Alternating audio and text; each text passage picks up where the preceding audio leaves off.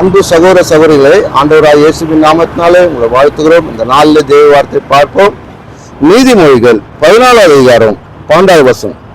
மனுஷனுக்கு செம்மையாய் தோன்றுகிற வழி உண்டு, அதன் முடிவோ மரண வழிகள். அப்படியாக இன்றைக்கு அநேக நண்பர்கள் உன்னை என்ன பண்ணா, இது நல்ல வழின்னு கொண்டு போகலாம், உன்னை இந்த வழியில வந்தா நல்லதுடான்னு சொல்லுவான். பார்ட்னரா இருப்பான், பார்ட்னர் என்னுடைய வாடாளி பார்ட்னரா வந்துரு, நான் எல்லாத்தையும் நான் பார்த்துக்கலாம், கடைசியில் பார்த்தா உன்னை காலவாரி விடுவனா இருப்பான். அப்படியாக இன்னைக்கு அநேக நண்பர் உன்னை காலவாரி விட்டு இருக்கலாம், உன்னை ஏமாத்தி இருக்கலாம், உனக்கு துரோகம் பண்ணி இருக்கலாம், உன் முதுகுல குத்தி இருக்கலாம். ஆனா கர்த்தரோ அப்படி அல்ல.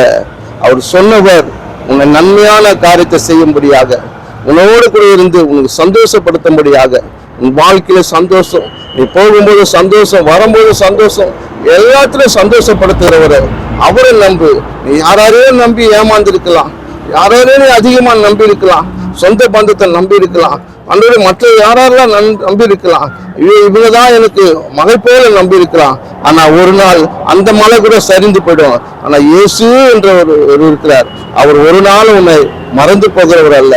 மனிதர் மறந்து போகலாம், நம்பினோர் மறந்து போகலாம், ஒவ்வொரு நாளும் நீ துக்கித்து அழுது கொண்டிருக்கலாம், உள்ளத்துல கதவை கண்டு இருக்கலாம், இவ்வளவு வேதனை இருக்குது, நான் என்ன செய்வேன்னு கூட இருக்கலாம்.